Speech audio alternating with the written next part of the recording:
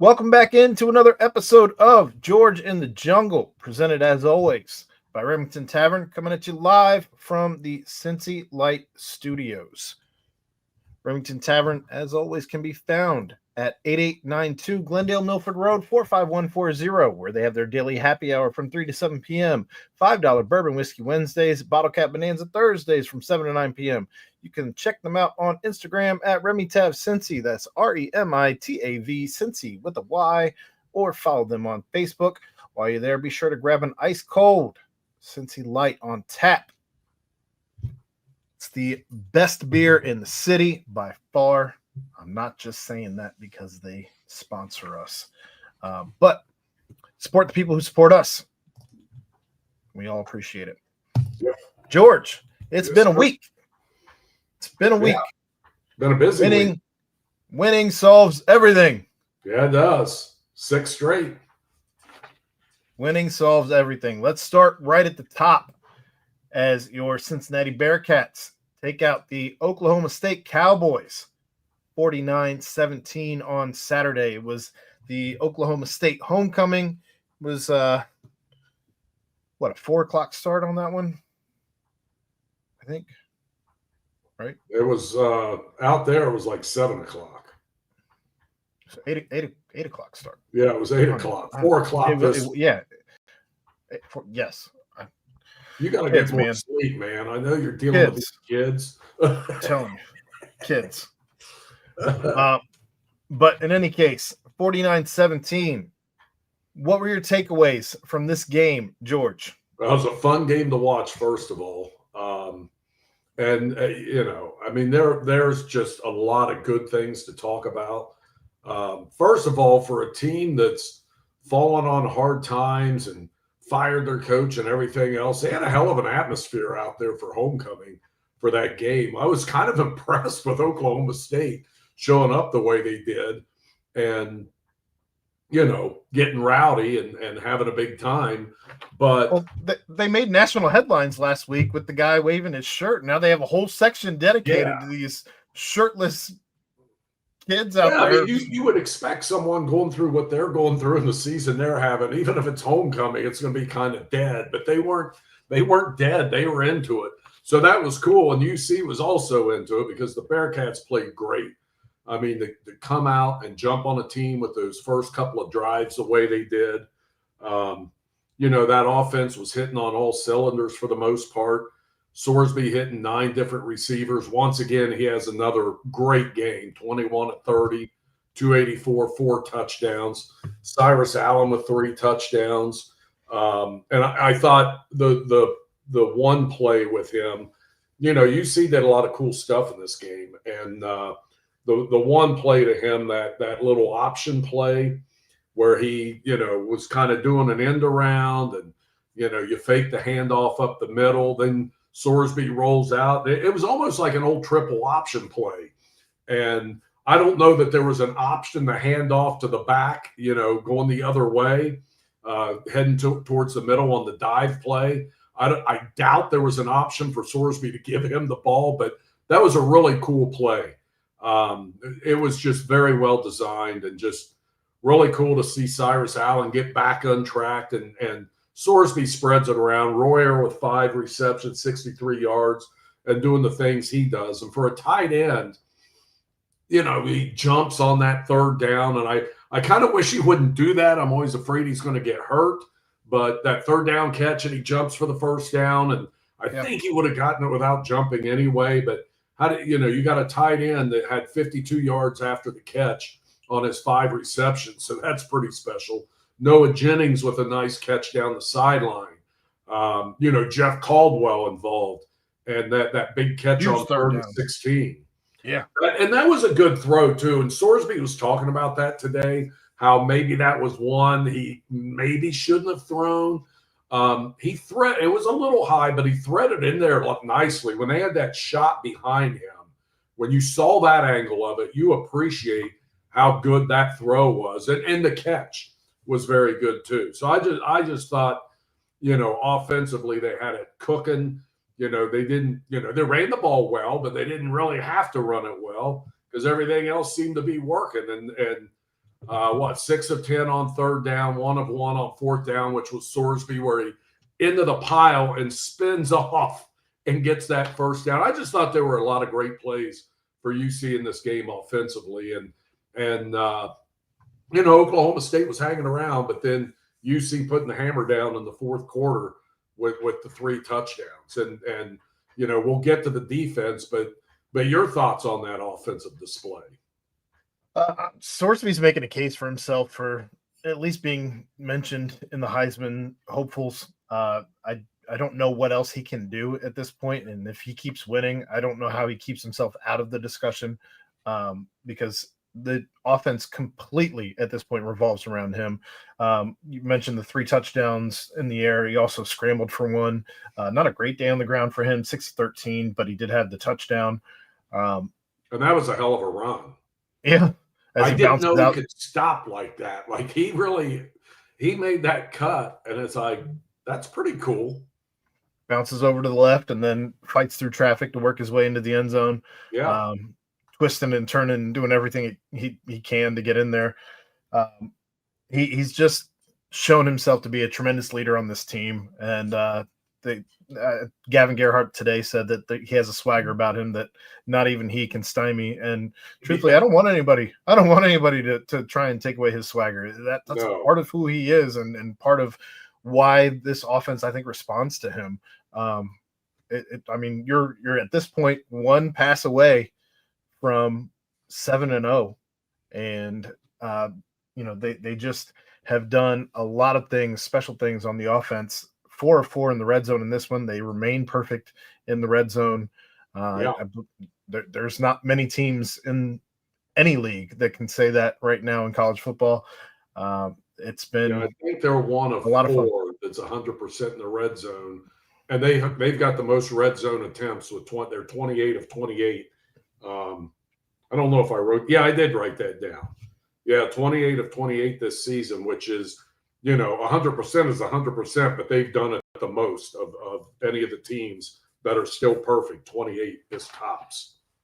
And you only have 9 possessions this game. You score on 6 of them. Again, extremely efficient in minimal drives. And I don't know, for all of the naysayers that have been just hard on Scott Satterfield, he's been calling tremendous game after tremendous game at this point, and it's been a hell of a season already for him. Yeah. You look at we talked about the third down conversions and the things they're doing there. And Sorsby is the way he's playing, when you got a quarterback playing like this, and you hope he can continue to do that, because we saw what happened last season, and those, turnovers and everything and poor decisions became a real bugaboo down the stretch last season when things collapsed. But he is showing no signs of that right now. I mean, this kid's sharp as a tack, and I hope he can stay that way, because the schedule is going to get tougher. Oklahoma State's struggling. They haven't gotten to the meat of the best Big 12 teams yet, and there's some coming up, and we're going to find out. But I feel really, really good about it, because it's been not a flash in the pan. It's been fairly consistent. The UCF game was kind of, ho-hum offensively. Somewhere in the course of the season, you're probably going to have a couple of those. You don't want to have them. You don't want to accept them, but it just does happen. There's just, I always call it bad biorhythms. You're just going to have it. And they certainly had it that day, but they were able to bounce back on the road and do what they did at Oklahoma State and look as sharp as they did offensively. It was really, really nice to see. Yeah. I guess I don't know how much more we can say about the offense. I mean, you've brought up all the pass catchers, 8 different pass catchers in this one, 7 different rushers in this one. There was a lot of hands that touched the ball, but they, again, just extremely efficient. But I think it's time to talk about that defense, because the defense. Yeah, one other thing on the offense, though, how cool was it that the end of the first half wasn't a disaster? They make a stop, and we'll get to that with the defense.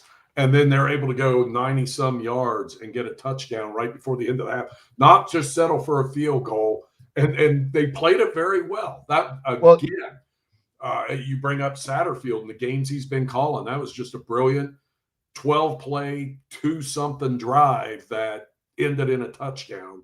And that was a big boost before the end of the half.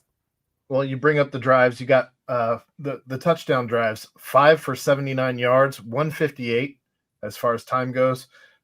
9 plays, 71 yards, 411 on time of possession. 6 plays, 86 yards, 225 on possession.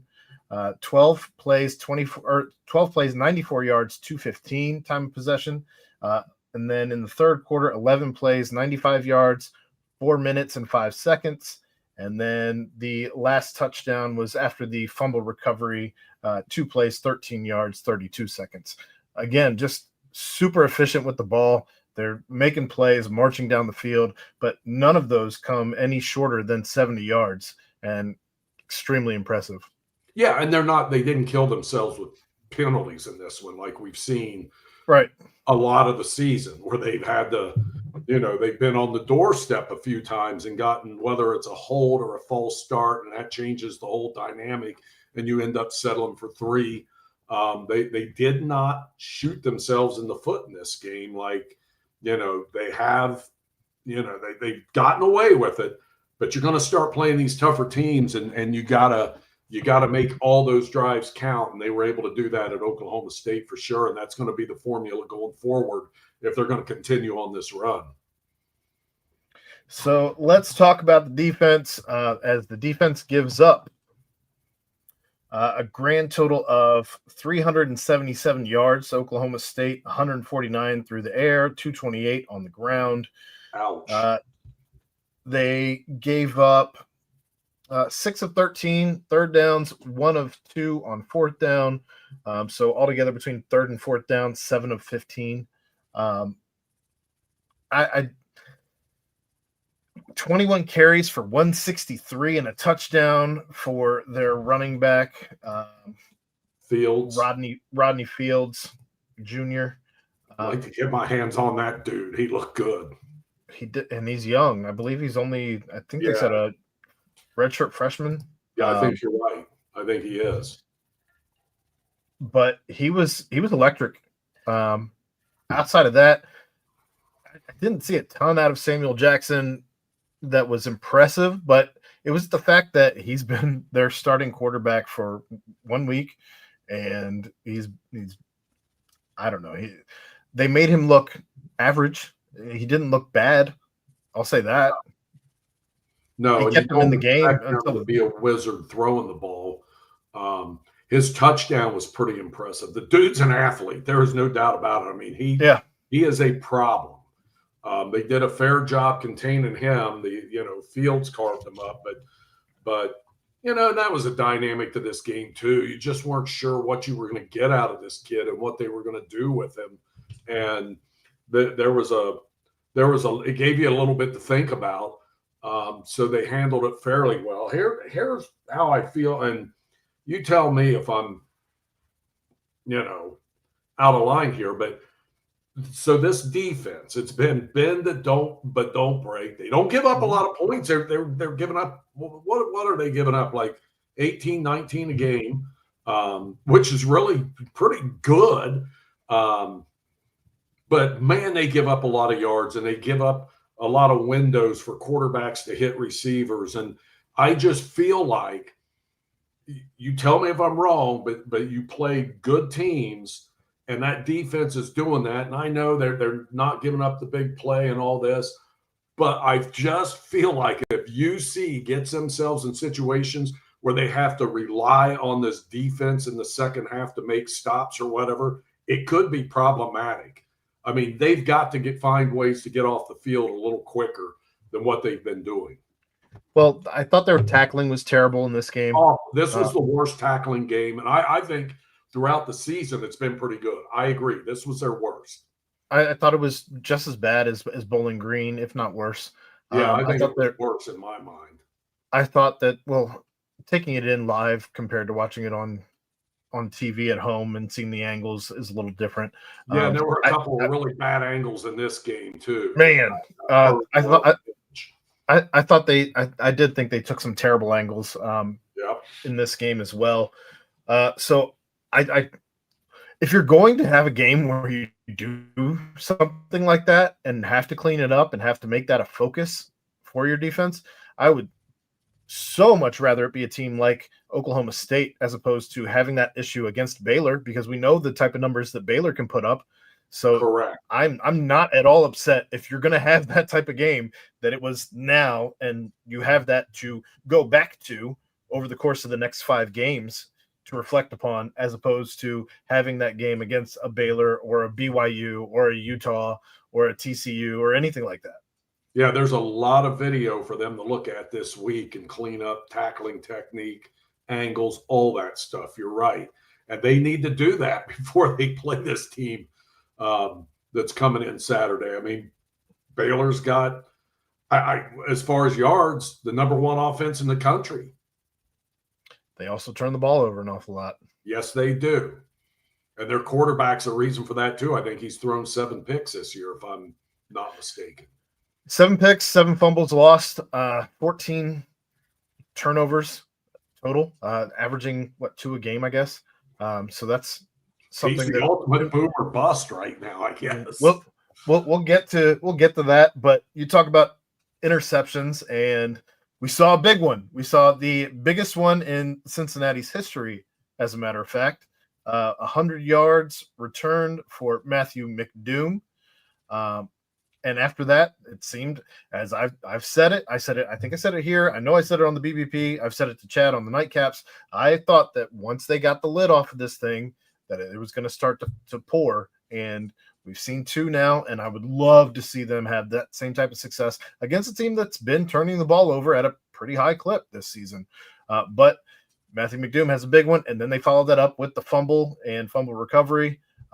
So this defense did start to put some things together as far as turnovers go late in the game.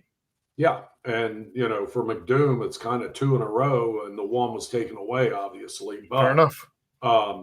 And I would have given him 101 yards on that return. I don't know why it was 100, but it's also strange. So that's a school record, 100 yards. Mm-hmm. He breaks the record. It was a 97-yard return, like back in 1958, and that was against Oklahoma State. Is that weird? That is weird. It's so weird. That being a team that you haven't played in conference prior to being in the Big 12. I could not believe that when I read that in the notes, and it's like that broke the record, and that was set against Oklahoma State too. So that's just so bizarre. But that's sports for you. But yeah, that was great to see. Hopefully they get more of that. And you're right, that could be a big factor going into this Baylor game. And that's something I guarantee you Baylor is a little concerned about when they see that UC got a couple turnovers in this game. That's been their bugaboo on offense. And maybe it'll be a perfect storm for the Bearcats, on the home field at Nippert.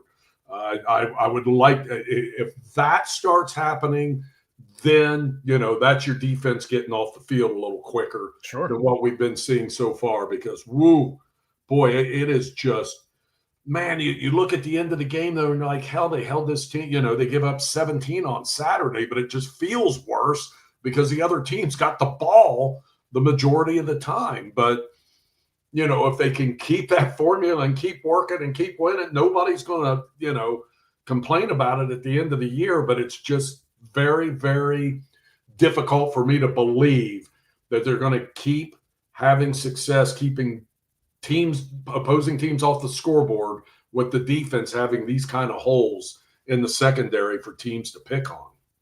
Yeah, when you're letting the other team control the ball for 35 plus minutes every game, and you're holding yourself to, at this point, I believe it's right around 10 possessions per game, or maybe less.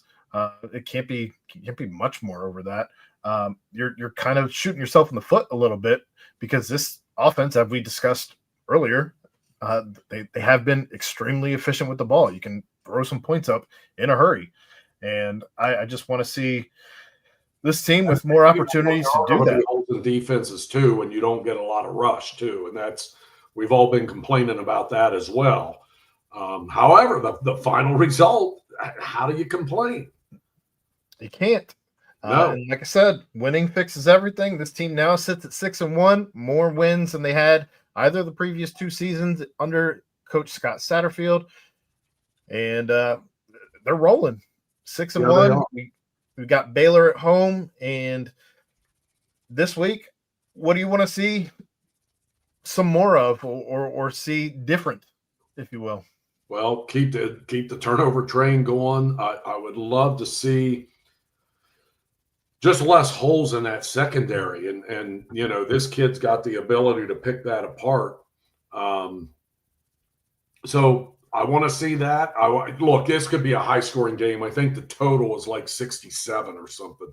This is like a good old fashioned Big 12 shootout on paper. The way you look at those numbers and what the odds makers are saying. So the offense is going to have to hold up its end and not be as lethargic as we saw in the previous game.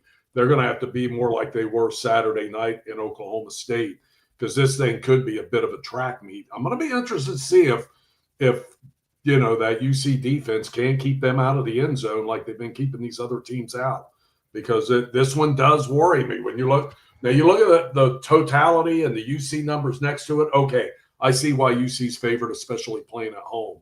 But, man, when you look at some of the numbers they put up offensively, Baylor, it's a concern when you've been watching this UC defense. And that's my big concern. Baylor hosting Auburn to open the season put up 24 in a loss. At SMU, they put up 48 in a win. Hosting Samford, not Stanford, Samford, they put up 42 in a win. Hosting Arizona State, they put up 24 in a loss. At Oklahoma State, they put up 45 in a win. Hosting Kansas State, they put up 35 in a win. And at TCU this past week, they put up 36 in a loss. So they've been putting up an awful lot of points, most of those in the 30s or 40s. And Sawyer Robertson can go off. He's had games this season where he's been well over 300, sometimes over 400, sometimes with 3 touchdowns, 4 touchdowns. So he's a real deal quarterback, and this defense is certainly going to have their hands full. Yeah, number 2 ranked offense, number 1 in passing is Baylor when it comes to offense in the NCAA. And they almost came back and got TCU in that game the other night because of that offense. You can't count them out. But defensively, they allow a lot of points too, and that might play to Sorsby's hand when they're allowing 31 a game. So this offense, the way it's clicking, should be able to get it done, and hopefully they do, because this is the start of a pretty good stretch for the Bearcats when it comes to competition. Well, let's talk about an awful lot of points as we switch gears. And your Cincinnati Bearcats beat Michigan on Friday in an exhibition, 100-98. 6 Bearcats in double digits in this one. A lot of new faces, George. But what were your main takeaways as you watched your Cincinnati Bearcats beat Michigan? I can say something positive about every guy that was in the game pretty much. Agreed. Yeah, I was pretty impressed. And early on, I was aggravated because it looked like it was back to that same, too many attempts at lobs and not good inside passes that were getting deflected. But, they settled it down, and then they started, running some good stuff and making some shots. And it helped that, Miller got on the boards early offensively and had a couple of early stickbacks. And he was impressive right out of the gate with everything. Yeah. Hitting those offensive boards the way he did, and had a couple of quick stickbacks early in the game. That helped set a little bit of a tone. Abayev had a great first half and looked like he belonged. You would not have thought that was a freshman playing in his first exhibition. And I'll say this is an exhibition. And I figured I thought it would be run a little looser than it was. This was like a real game, and these dudes were going at it. And I don't know if the officials were told to call a bunch of fouls and call it tight, but there were a million fouls. It was crazy how many fouls 60. there were. But 60 fouls in this game. It was nuts, but that's good to get used to that and get that out of the way in these exhibitions. And that's why I'm wondering, were they just calling it tight on purpose and trying to get? I don't know, but you go right on down the line. I mean, if you talk about the newcomers, talked about Baba Miller, Abayev, and then Harris and Creasa both looked good. Harris, came in and looked a little rough at first offensively, but then he got it going and had a couple of killer reverse layups in traffic that were, kind of wow plays. And I think he got fouled on one of them. Tyler McKinley looked good in the minutes he had. 3 fouls in 16 minutes, but he looked like he belonged, and that's a guy I hadn't seen on the floor. Then, Keyshawn Tillery gets in there, and he looks like he's going to be a pest, as long as he's wearing a Bearcat uniform. And then, I haven't even talked about Chom yet and the difference he makes in there. Like and then these guys can stretch the floor a little bit too. And it's not just inside. So I was impressed with all those guys. And Rodriguez hit a 3 and he didn't have, he didn't have a lot of minutes, and then he had some fouls to go with it. But he looks like he may be a catch and shoot guy that's going to be able to help too. So I mean, out of all those newcomers, and gosh, how many guys are back? I mean, Day-Day's back, and he played well and hit a big shot down the stretch with a couple minutes ago.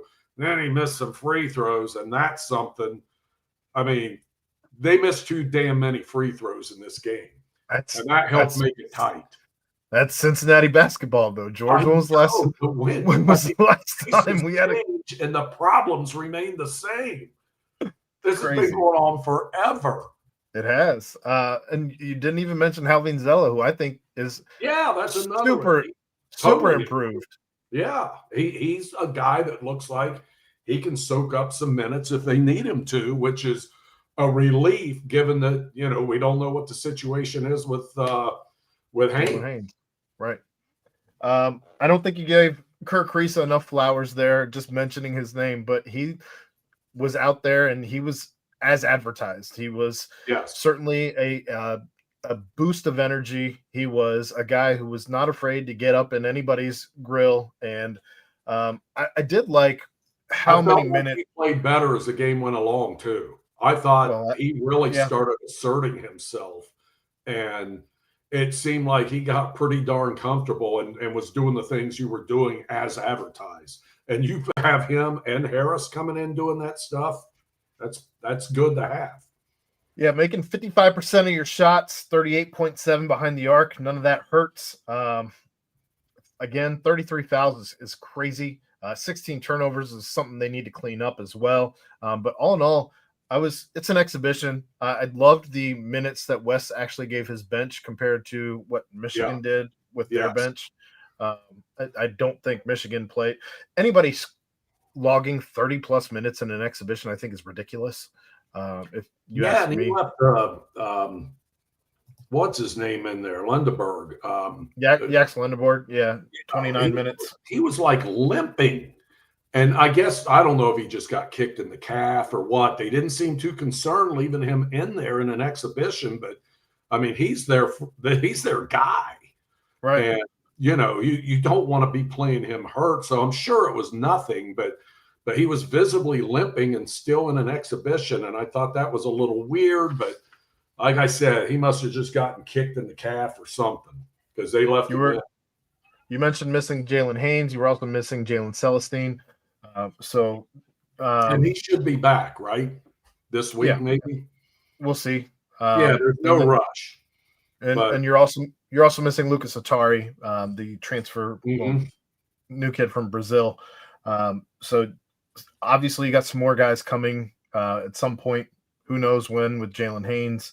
But no one who logged minutes logged any less than 13, and that comes courtesy of Jordy Rodriguez at 13.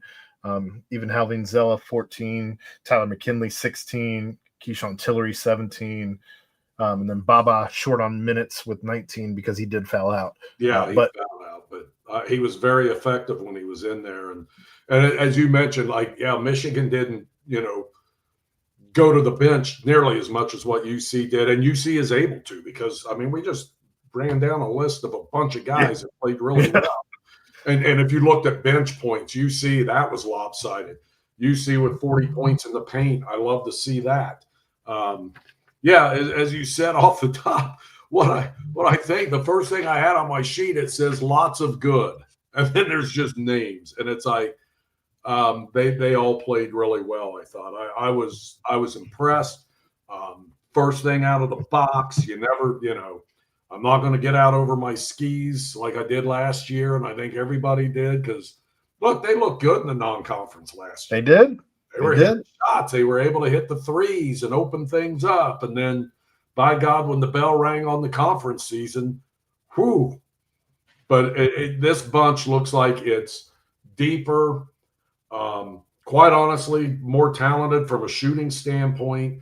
And I do want to see, a little more, and this will come, but the defense has got to sharpen up a little bit. Oh, sure. You can't let what happened in the second half, and that kid got hot and he went off. He had like 26 in the second half. Well, as Chad pointed out in the aftermath, when Baba Miller was in, he only had 5 points in the first half. The second half is where he got 24 of those 29. Yeah. So I think it was 29. Maybe I'm thinking a minute. Oh, 31. I'm sorry. So 26 of his 31 came in the second half. In the second half. But and that's probably a big part of it. It also could be a big part. I don't know. Maybe that's why Miller was in foul trouble too, trying to shut that dude down, because he's going to be a problem. What did you think of the freshman in particular, Sean Abayev? He ran a lot of ISO, not a lot, but more than anybody else, I guess. And I'll be honest, other than like highlights that you see, and it's always good stuff, the most I'd seen of him was in that McDonald's All-American game, and he did not play well in that thing. And this was a totally different guy. And I don't know if he was just too keyed up in that game or whatever, but he was kind of a turnover machine and had some issues. And you don't get overly concerned by that, because obviously the guy is a stud. And boy, did he play like one. And I just thought everything he did was pretty darn good. And, maybe he got lucky on the banked in three, but he made another one, that step back, which was ridiculous. And then that dunk he had in the dude's face was ridiculous. This guy can do a little bit of everything. He, for his size and just his overall ability, that's a weapon. And as a freshman, to play his first exhibition, and a lot of times, guys will come in and make a splash, and then maybe it's never just a straight line up. But I've seen some freshmen play their first college exhibition and kind of wow you, and their whole career was a wow career. So I don't know how long this kid's planning to stick around college. Probably not long if he keeps playing like that. But this season could be pretty darn special. He looks like he's just out of the box, plug and play guy that's going to be able to log a lot of quality minutes for this team. I was impressed. Well, Cincinnati has Arkansas on Friday in another exhibition. Wes Miller and company have another exhibition game to tinker with lineups and kind of see what they have with some of these guys before you start counting for real. And I'm, again, just kind of curious, and I kind of want to see more of the same. I don't want to see anybody log. I truly don't want to see anybody log more than 30 minutes. I think that what they're doing right now in games that don't matter is totally fine. If Wes is saying, though, that this is a team that, going into this game was not ready to play basketball yet, shooting 55% is pretty good for a team that's not yet ready to play basketball. They look like they were ready to me, but he sees them every day, and he knows what he's expecting and what he wants. But yeah, I kind of had high expectations, but it was tempered because of last year. But I kind of have those expectations back. I hate to say it, but I do. I mean, it was a fun game to watch other than all those fouls. But to see UC, running transition the way they were and just doing that, they looked really, really good. And these newcomers, and I'll consider, I know Tyler McKinley was here, but he didn't get to play. And I'll throw him in the newcomers, to be honest, because in reality he wasn't able to help last year. And I just thought, wow, I forgot. And I'd seen him play some, he'd been at Walnut Hills and Winton Woods, but I forgot just how fluid and maybe a little more sneaky athletic that he is than my brain remembered. And when he got out there, he looked like a college basketball player that had been there and done that. Well, and Fran Fraschilla is already comparing him to a Jalen Haynes clone. So we'll see if maybe we see a lot more of Tyler McKinley than maybe you would have otherwise. Yeah, no, there's no question. There's some minutes there to be had for him if he steps up and plays like that. And in that short frame, he showed me the capability is there. Hopefully he can bring that every night. And everything I hear about him is very positive, that he is a hard worker and he is a guy that brings it every night and hustles his butt off and, has a good motor. And so if that continues, we may see him a lot more than we expected. But boy, this team's, we'll see how they do against, Arkansas and Coach Cal and all that fun down there on Friday night. But I'll be tuning in. There's no doubt about it. You and me both. Switching gears again, your Cincinnati Bengals on Thursday night. Joe Flacco's second game as a Cincinnati Bengal in 9 days as a Bengal. 33-31, big winners in this one. A much-needed win in this one. Joe Flacco going off for 31 of 47, 342, and 3 touchdowns. He looked great, not good, great in this game. And the running game for Cincinnati finally gets going. 23 carries for 142, an average of 6.2. George, what did you see from the Cincinnati Bengals? I saw an offensive line that actually played in this game. How quick was Joe Flacco getting the ball out, though? You know what we talked about last week? About getting the ball to Chase and Higgins in shorter routes and letting them do what they do. You don't have to go 30 yards down the field to them every time, or 25 yards or 20. And he targeted, and so that was great. And I thought he started doing that in the second half of that Green Bay game. I think it worked great. And that was like a preview of coming attractions. And I'll be darned if that isn't how that played out against the Steelers on Thursday night. He was doing that, targeted Chase 23 times. Crazy. It is not, but he's that good. He's that good that you need to do that if that's what you need to do. And if it's there, 16 receptions on those 23 targets. I mean, that's video game numbers. It really is. Well, it set a Bengals record, and I think it's really funny that they highlighted that it set a Bengals record, single game record with 16 catches. But Jamar Chase also had the other records, like the next 4 records underneath that top record, where it's like 16, 15, 15, 14, or something. Like he's all over the top of those charts at this point. But it was his best game as far as catches go. 16 for 161 and a touchdown in this one for him. He was electric. And a long of 18. That was his longest play. So they were getting him the ball quickly and short routes and, let him go to work. Okay, maybe he didn't break one the distance or whatever. I'm trying to remember what his touchdown was now. But I wrote down he had a long of 18, which is just incredible. It was that corner fade where did they also call pass interference on it? I think maybe. Yeah, he caught the ball. Yeah. Yeah, I think that was it. You're right. And then Higgins, 10 targets, 6 receptions, 98 yards, 1 touchdown. Could have had 2, and he goes down on that play smartly. What did you think of that? It's hard to turn down the touchdown when you're trailing. There's a minute 30 left on the clock. I think it's the right thing to do, but my God, I hate leaving it up to the kicking game. social media was very torn on how they felt about it. I thought it was an IQ of 1,000 to go down.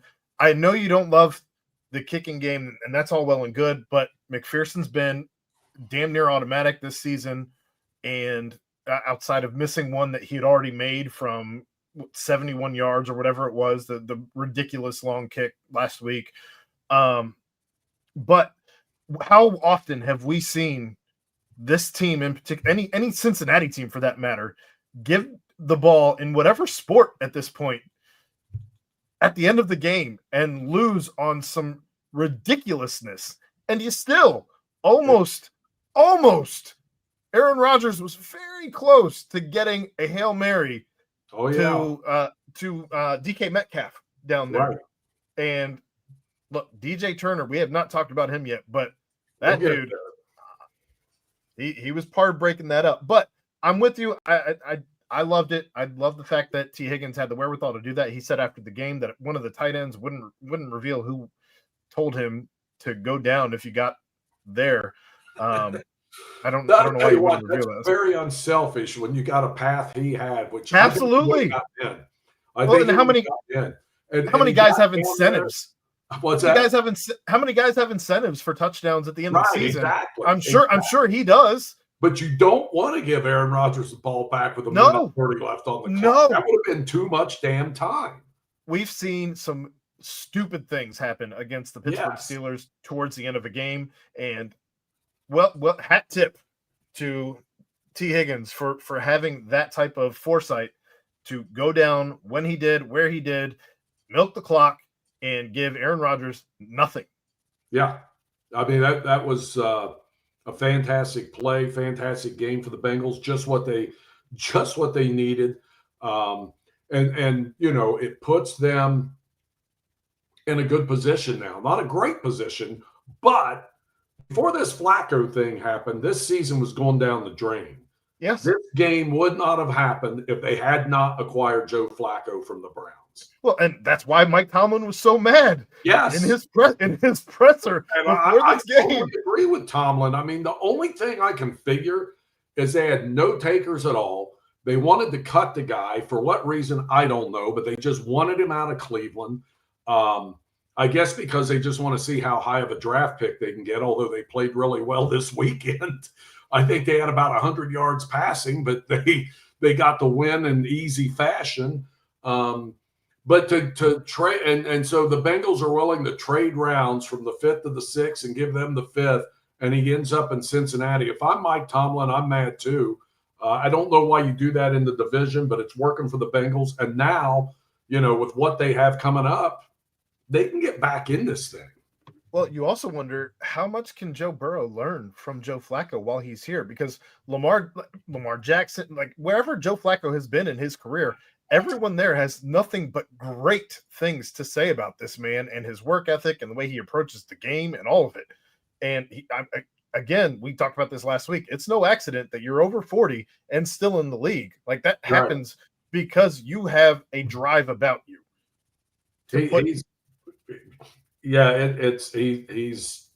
He's more probably a little more cerebral than I thought. And I'll tell you what, I was neutral. I didn't know a whole lot about him, and he's been around forever, but he was never, much in Cincinnati. His post-game news conference was spectacular. Excellent. You talk about a guy who's, let's face it, I want to say he's over the hill, okay? He knows that he's in his final season or seasons. It's not going to be many more. And he probably, and he admitted, he thought what happened in Cleveland could be it for him. And then he got this rebirth and comes into Cincinnati. It's like, dude, we need you to help us make the playoffs. Help us. And he is. And for him to talk about how grateful he is for this opportunity, and not just him, he was talking about his whole family that's been following his career. And, he was probably half depressed about what happened in Cleveland. And it's like, I've let all these people down that have been, my family's been moving around the league with me. And he just seems like a really, really good dude. And the stuff he was saying in the post game, and being an older guy like me, I could really understand where he's coming from and appreciate it. And his that was really, really good stuff, he said after the game. I just was very impressed with him. And today I'm talking to somebody at my old work at the station, right? And then they send me a text a little bit later, and one of our reporters ran into Joe Flacco at lunch today. I don't know where they were. They were in somewhere getting something to eat, and they know Joe Flacco's standing there getting something. So she talked to him and introduced herself. And you know what Flacco asked her? And this is funny. I like the guy even more because he doesn't know a whole lot about Cincinnati.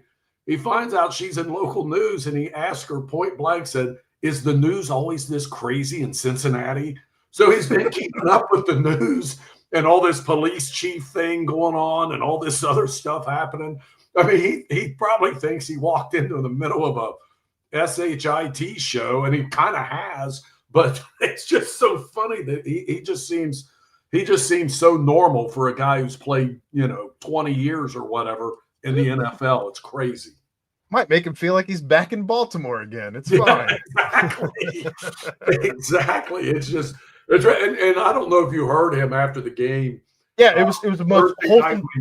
When he was talking about the fans and he didn't know anything about them here, and when he came in, it was usually a bad experience. It was funny stuff. It was funny stuff. It was extremely wholesome, that entire segment there on Thursday Night Football. Probably doesn't hurt that you had Whitworth and Fitzpatrick there as well.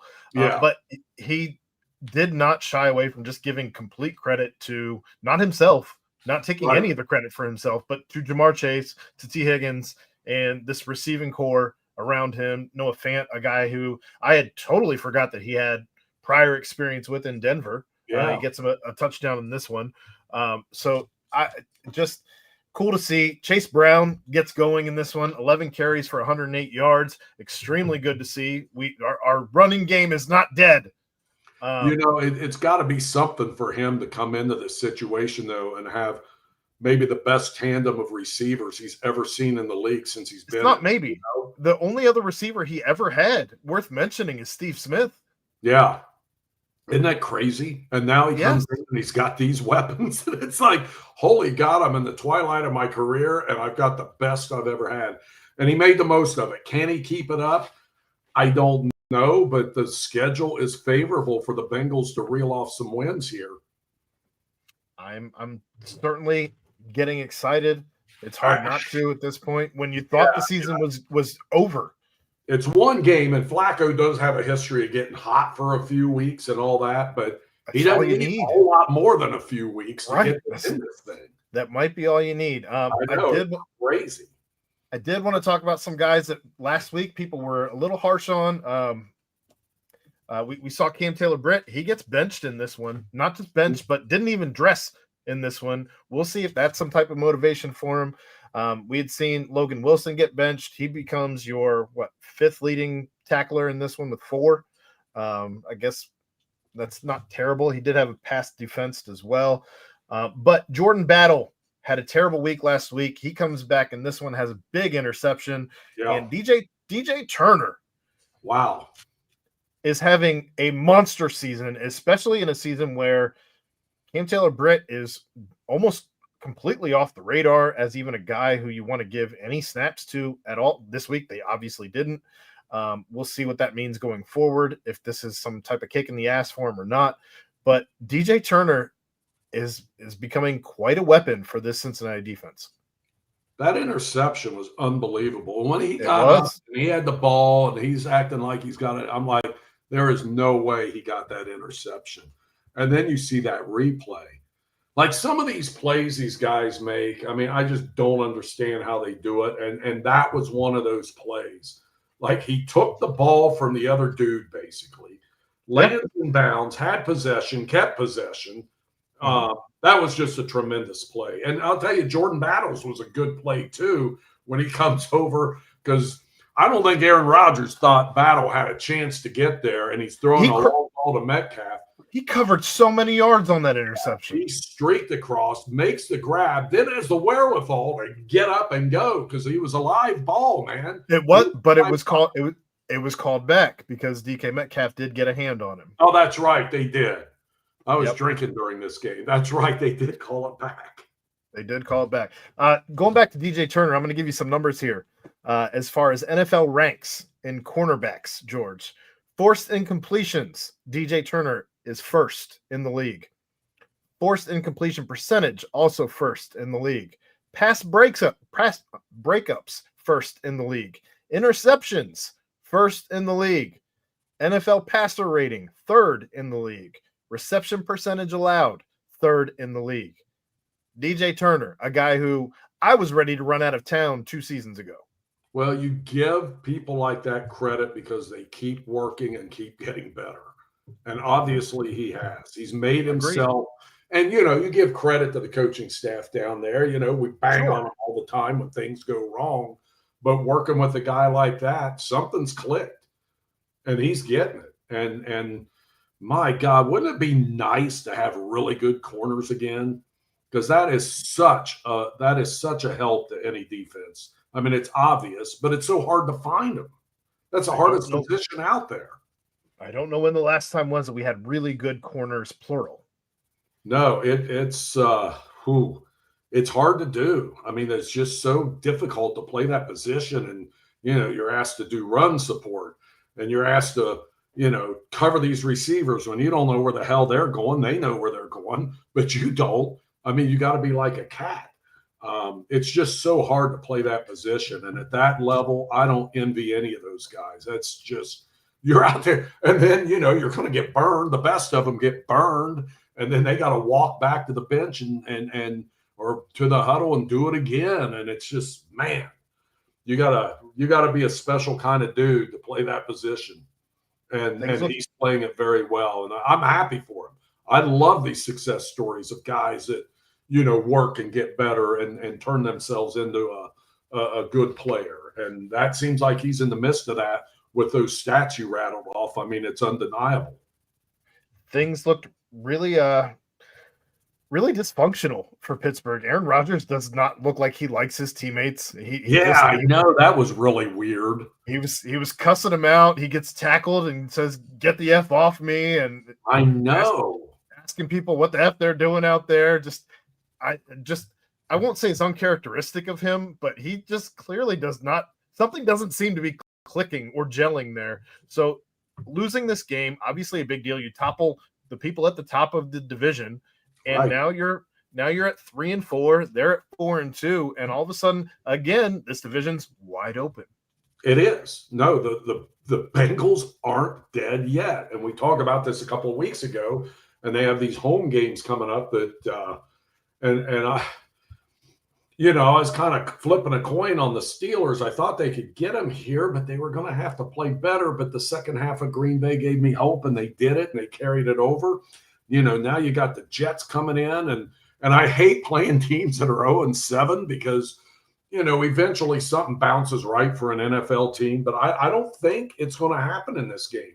And the Jets have stayed in some games. They've played some teams fairly tough. They haven't gotten blown out all the time. I think the Bengals are favored, 6.5 or whatever. But I think the Bengals win this game. I really do. And hopefully Flacco can keep doing the things he's doing. And I got to tell you, Jamar Chase and T. Higgins have to be fired up as all get out after that game. That, oh, my God, we're back. We can make things happen again. Jake Browning's probably pissed. Yeah, I mean, he had his chance, and it was there. And I do go back, and I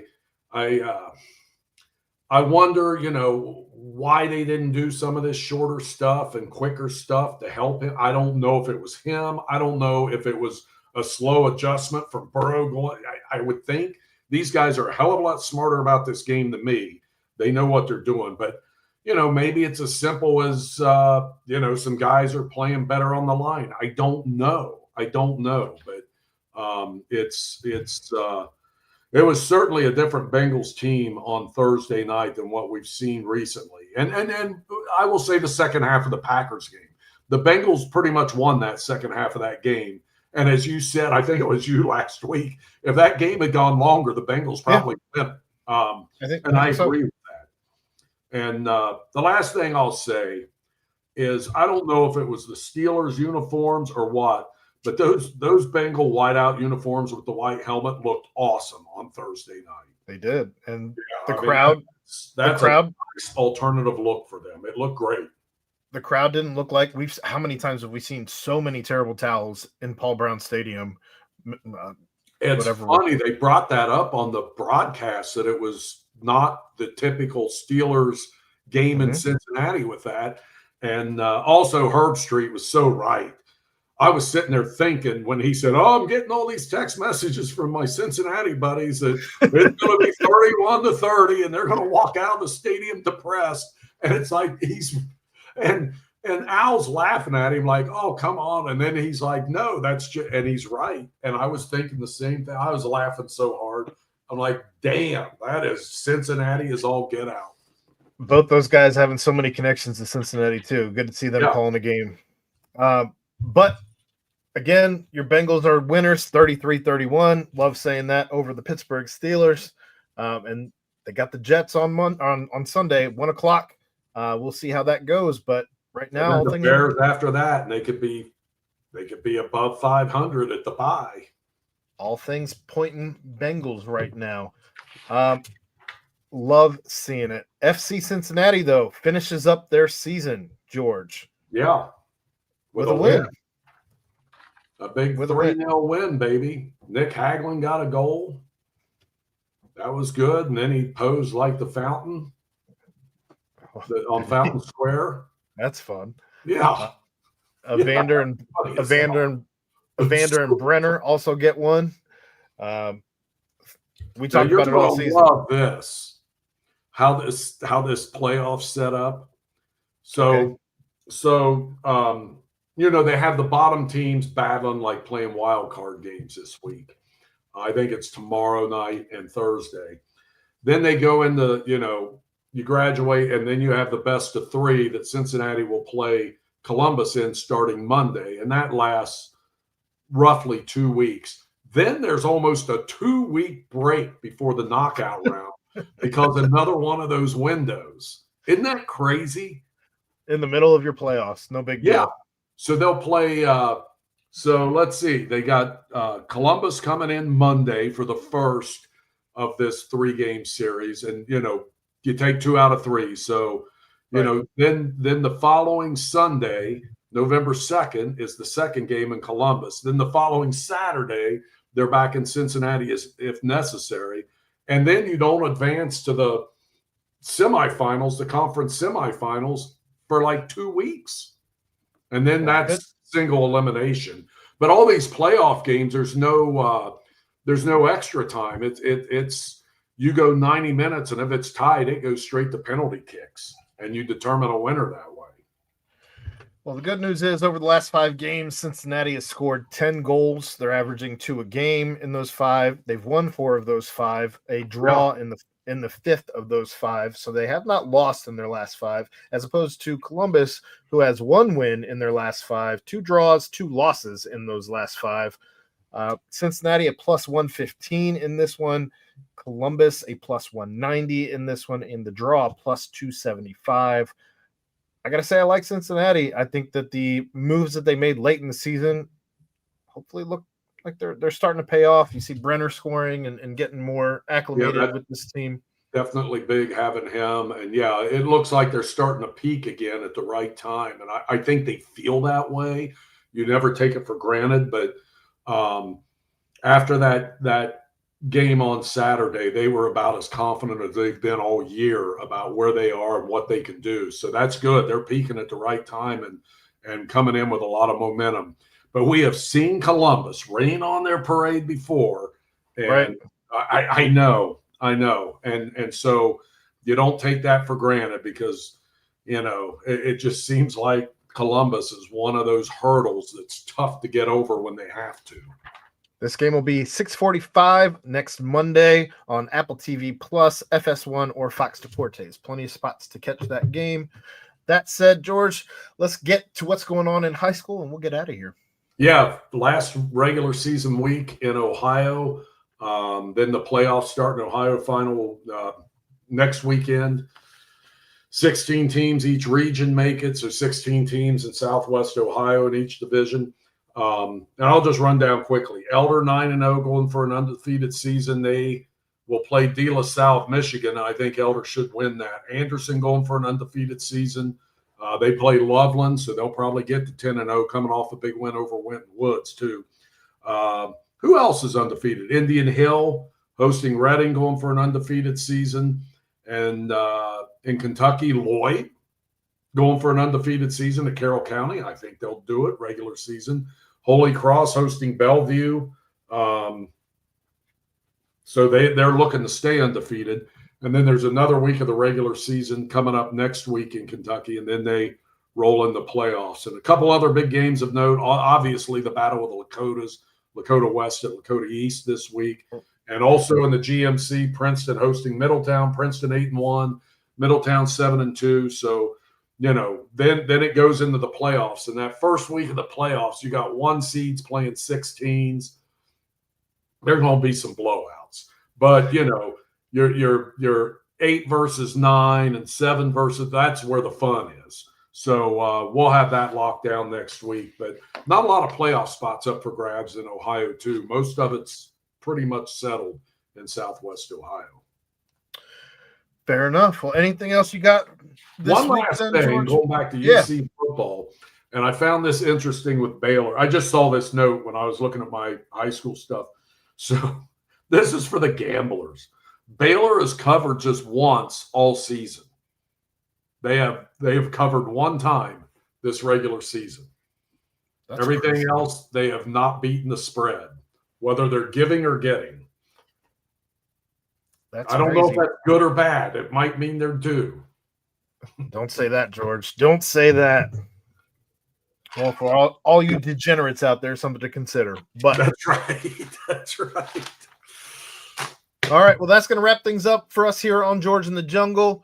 Thanks, as always, to Cincy Light for hosting our studios and to Remington Tavern. Remington Tavern can be found at 8892 Glendale Milford Road, 45140, where they have their daily happy hour from 3 to 7 p.m. $5 bourbon whiskey Wednesdays, bottle cap bonanza Thursdays from 7 to 9 p.m. You can check them out on Instagram at RemyTavCincy or follow them on Facebook. But for George Vogel, I'm Aaron Smith. We'll be back here next Tuesday at 9 p.m. to discuss all of your Cincinnati sports. Thank you, Aaron.